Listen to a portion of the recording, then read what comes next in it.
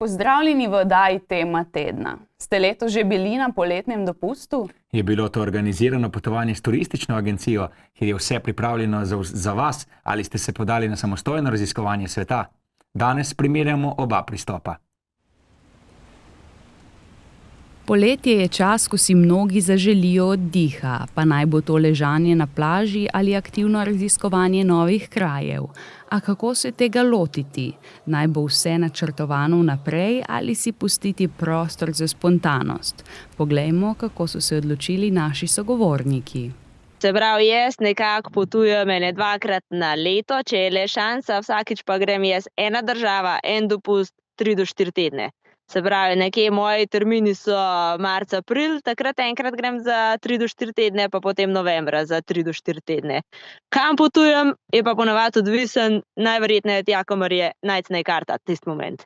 Ker jaz vse zadnji moment bukiram, rezerviram in načeloma, kamorkoli do zdaj sem šla, je bilo super za videti, super za doživeti.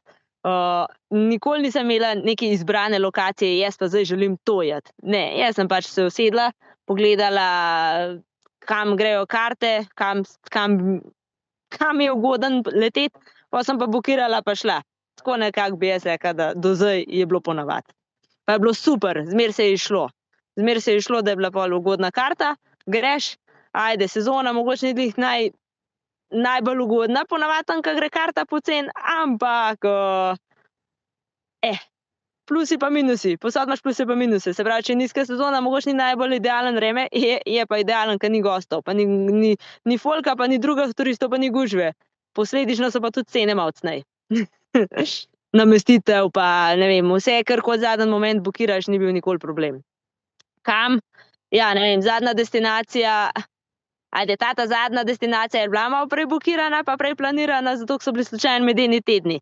Pred temu pa ni bilo nič naprej bukiran, pa nič naprej rezerviran, so bili pa, ne vem, novembra, sem bila s kolegico v Maleziji, pred temu sva bila s takrat fantom, zdaj mož, no, sva šla v Panamo, pred temu je bila Indonezija, tako da vse živo, od Afrike, se pravi, od Uganda, Mauricij, Maroko do Azije, Indonezija, Malezija, Šrilanka, Kirgizija, do Srednja Amerika, pa Južna Amerika, sta samo Ekvador pa Panama, ampak vse se da, pa to je bilo vse rezerviran zadnji moment. Vse. Govorimo 10 dni preden spakiraš kufre, je rezerviran. Sicer zdaj, ko imam neke finančne obveznosti, druge finančne obveznosti, malo manj, ampak cilj je bil nekako vsaj enkrat na 2 meseca in tak weekend escape. V kakšno mesto, nekako na bucket list imam, da bi rad obiskal vse prestolnice Evropske unije in sem blizu polovice. Tako. Kako pa se lotiš načrtovanja poti, odkot črpaš ideje, informacije? Sicer jaz prvo pogledam časovno, kdaj sem prost, potem navadno pogledam na Skyscanner, kateri so najbolj ugodni leti v tistem obdobju, in potem na podlagi tega zberem destinacijo, probam iskati, kakor se neko tam, kamor še nisem bil, da se ne ponavljam. Potem, ko dobim informacijo o letalskih kartah, poiščem nastanitev in ostalo se prepustim toku in inspiraciji v trenutnem času oziroma trenutnem kraju, kamor se nahajam. Za mnoge je največja prednost organiziranih potovanj ravno brezskrbnost. Vse je načrtovano, usklajeno in preverjeno. A takšna potovanja niso za vsakogar. Zdaj, odvisno, kakšen tip človeka si. Če si tip človeka, ki si rad vodljiv in se prepustiš prepustiš organizaciji drugim, je to verjetno lažja pot. Meni osebno, ker sem dosti tak najuriš, bom rekel, mi je dosti bolj všeč to, da si lahko sam planiram, pa tudi, če mi je recimo kakšna stvar, kakšen muzej ali nekaj ne paše, pač grem ven in grem naprej. Za agencijo nisem nikoli šla še do zdaj, definitivno vidim pa koristi, se pravi, povsod so plusi in minusi. Zdaj, kar se tiče finančno, če si sam, te kakšna stvar malo dražje pride, ker jo preplačaš, ker si turist, medtem ko agencija to naprej bukira, se pravi, ker se iz tega vidiče je preko agencije cenej. Medtem ko ponavadi, pa ker si tudi sam, lahko sam želiš, mislim, če si želiš nekaj videti, sam to greš, medtem ko z agencijo tega ni nujen, da je. oziroma moraš še kaj drugega in ti posledično tudi tam malo dražji pride pač preko agencije. Tako da je plusi in minusi. Jaz mislim, da generalno, če pogledaš pod črto vse, če sešteješ vse, je tam. Je potovanje v lastni režiji približno isto kot potovanje v agenciji. Mislim, z agencijo, mislim, da je približno isto vse. Ampak to je zelo na hitro zdaj ocenjen. Je pa res, da jaz, ko sem sama tam na dopustu, glih šparam, ne, si prvošem oziroma se odločam, zakaj se bom tisti moment malo skeširala, tako da ponavadi, kakšen potapljanje malo dražje pride, kaj tega, na primer, z agencijo ni, če ne greš prav potapljati se. Mislim, če ne gre agencija se ciljno potapljati, a ne. Jaz pa ponavadi skombiniram vse, malo tega, malo tistega in potem je malo lažje, če si v svoji režiji. Pa jaz grem ponavadi za dlje časa. Z agencijo so vedno na hiter. Gremo hiter točka B, gremo točko C, gremo hop. Jaz pa, če me nekje odgovarjajo stvari, podaljšam bivanje, sem tam dlje časa. Pa na koncu kakšno stvar falim, ja, za kakšno drugo stvar pa zgrešim, ali pa če imam dlje časa, imam pa čas potem še tujati, no. Se pravi, z agencijo bi hitreje videla vse, tako grem pa bolj počasi, da vidim vse, ali pa se nekaj zataknem za malo sumljiv dolg časa, pa pol kakšno stvar falim. Tako da to so plusi in minusi, vse so posod plusi in minusi. Ampak jaz zase vidim velik minus z agencijo, bi mi bil skozi ista skupina.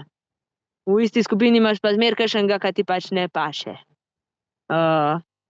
Delam toliko z ljudmi, da mi paše takrat se odklopiti in da grem potem sama, tako da že zato me paše prek v lastni režiji, ne, da nimam nobene skupine dlje časa, zato ker če že kakšen dan tako lokalno bukiram, kakšna agencija, se pravi lokalna agencija, da grem z njimi za kakšen dan. Se je tudi zgodilo, da sem šla že za 2 dni z agencijo na neko ladjo, da smo bili potem 2 noči, 3 dni tam. Se pravi, z lokalno agencijo v bistvu bil meni to prevoz od točke A do točke C, kar bi mogla letati po luftu, ali pa se pravi z avionom, ali pa s to ladjo. Pa sem sklenila, da bo s to ladjo bolj zanimiv, pa je bilo res zanimiv, ampak ta 3 dan sem jaz imela res že dosti tistih tam na tiste skupine. Ne vseh, ampak kasneje, ko je bilo več, sem jih imela dosti. Se pravi, prvi dan sem imela enega dosti, 3 dan sem jih imela pa že, ne vem, 40% dosti. Tako da, plusi in minusi, no. Tle si sam izbereš družbo, pa če se te kdo slučajno preveč začne držati, ga pa hitro skenslaš, pa rečeš, ja ne, čau, pa greš spet sam svojo pot. Ko sem bil mlajši, smo večkrat šli starši z agencijo in to, ampak se mi zdi, da je en kup enih stvari, ki jih ne doživiš na tak način pristen, kakor bi jih doživel, kadar grem sam. Sem dosti komunikativen, vedno spoznam nove ljudi, spoznam lokalne ljudi in to mi odpre neka vrata, katerih ne bi imel, če bi bilo vse naprej splanirano. Agencije dostikrat ti ponujajo marsikaj za ful malo denarja, ker pač glede na maso si lahko to privoščijo, ampak če si malo žvelt, lahko marsikaj tudi sam prešparaš na kakšnih stvareh. Se pa zdaj zgodi tudi, da te kdaj kakšni domačini malo prinesejo okoli, pač še vedno si turist, ne poznaš vsega in tudi to se mi je že večkrat zgodilo. Na koncu je tako, kamor sem prešparal, sem ponovadi na drugi strani pač preplačal. Seveda pa ne gre vedno vse po načrtih, naj bo potovanje organizirano ali samostojno. Tudi dopust zna postreči s kakšno neprijetno izkušnjo, ki jo na koncu pripovedujemo z nasmehom. Ali pa tudi ne. Slabo izkušnjo glede same organizacije, ja, enkrat so me v Sloveniji pustili. Prvi dopust, se pravi, prvič, ko sva z Andrejem bukirala, da greva, se pravi, letalsko karto sva bukirala, da greva v Panamo, so naju pustili preko Turkiša, so nama sporočila, ampak mi da tega sporočila res nisva dobila, sva gledala vse maile, nisva dobila, da je let prestavljen je bil naprej, ker je pomenil, da sva midva zgrešila let. Glede na to, ko so jih midva klicala, da ne morava check-ina narediti, so nam rekli, čakajte, bomo zdaj, ne, saj vaš let je pa že v zraku, midva tako, lepo, ampak midva sva pa na tleh. So nam rekli, saj ste dobili mail, midva tako, ne. brez da bi nama karkoli potem jaz še rekla, punca na drugi strani na telefonu nama je takoj rekla, ja, se imate full refund, pa še nekaj sva dobila, nekaj sem lahko, se pravi, jaz mislim, da tisti dan, oziroma tisti let, ni bilo na nama problema, ampak so neki oni falili, ampak meni se res ni dal potem ubadati s temu, kaj je narobe, kje je narobe, gotovo bi lahko še kakšno odškodnino dobila, ampak sva tisti moment pol rekla, v redu, pač vse dobiva nazaj, še nekaj dobiva tako, v redu je, sva vzela, pač sva dobila, ne vem, v 2 dneh sva dobila vse plačan in isti dan sva midva potem rezervirala karto na novo za Maroko. Tako da, plusi, minusi, pa sva šla pa v Maroko. V Panamo sva šla pa slučajno potem 1 let kasneje, ko so bile še cene karte. Tako da, plusi, minusi. To je po moja edina taka stvar, ko sem res ostala pol brez nečesa, oziroma sem mogla zamenjati, se prilagoditi. Drugač pa slabe izkušnje, kdaj te za kakšen evro nategnejo, oziroma reči, imate. Ampak dalj časa, ko si tam, pa ko vidiš, kakšna je situacija, skratko, v redu je, pa pustiš tistih 20 centov, ker se ti ne da brniti. V redu je, se pravi, gremo, v redu, hvala, to. Mislim, sigurno so bile zdaj čez glave, ni nobena taka ne pade na misel, ampak zmeraj tako, kolikor je lepega, mora biti tudi nekaj slabega, ker če ne tisto lepo ne znaš več spoštovati. Vsako potovanje nas nečesa nauči. Sogovornikom smo zato zastavili še eno vprašanje. Kaj bi svetovali tistim, ki se odpravljajo na dopust v lastni režiji? Se pravi, za to prvo, samo ne paničart, bukiri, pa greš. To je to. Brez panike, vedno se vse naprej, vse se izide na konc, pač res brez panike, vse se šteje, 1+1 je 2, pač to je to, pač bo se poklopil.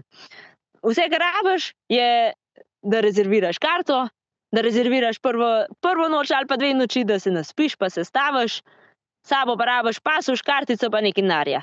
To je to. Ostalo se vse poklop.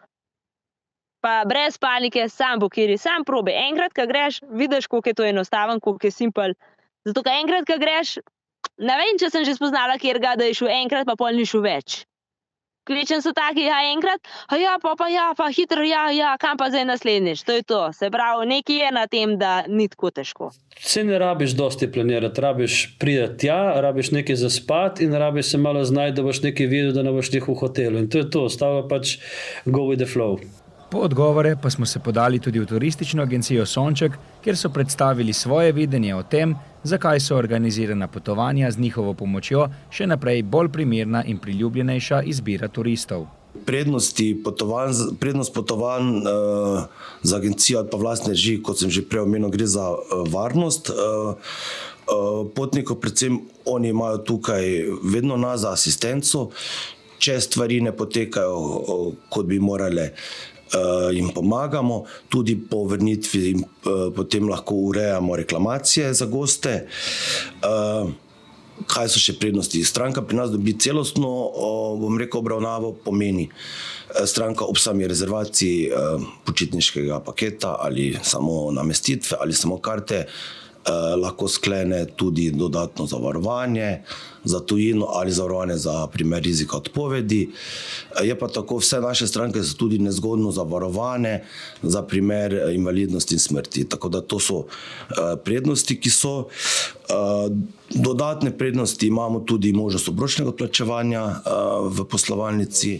Predvsem pa tudi, kar se tiče pri samem svetovanju, mi produkte, ki jih ponujamo, pomeni objekte, hotele, destinacije smo obiskali, so preverjene, imamo informacijo z prve roke in lahko stranki svetujejo mogoče na eni destinaciji za nekatere primeren hotel A, za druge pa hotel B, ker se nahajata na drugi destinaciji, pa vsak išče in potrebuje in ima drugačna pričakovanja.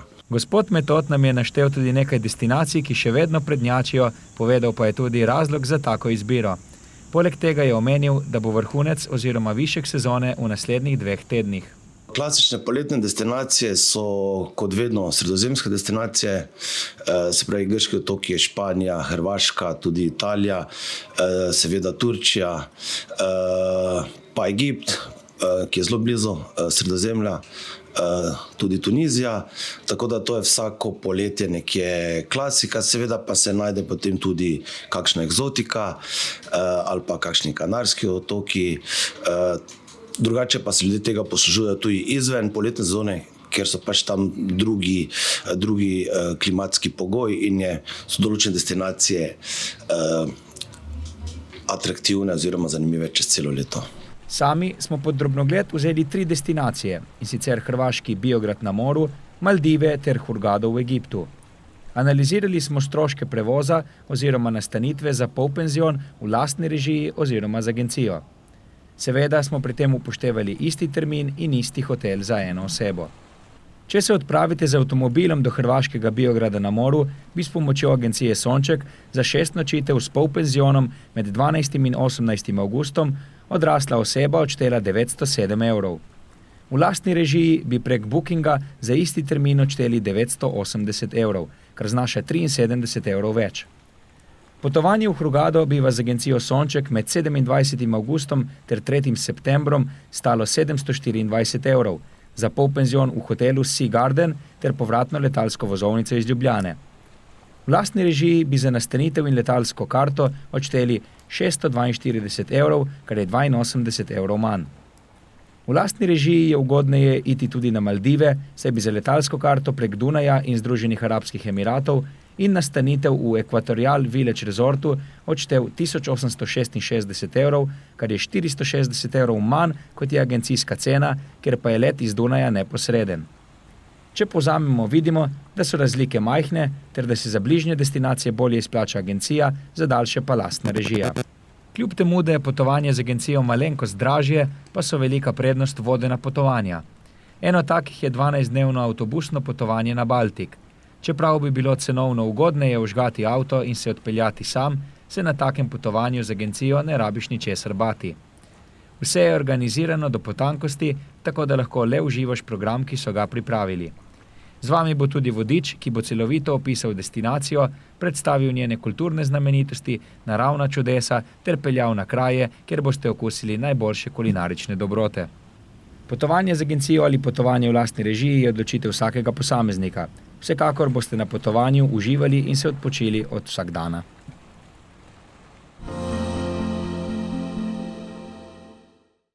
To je bilo za danes vse. Hvala za pozornost in lep pozdrav do prihodnjič.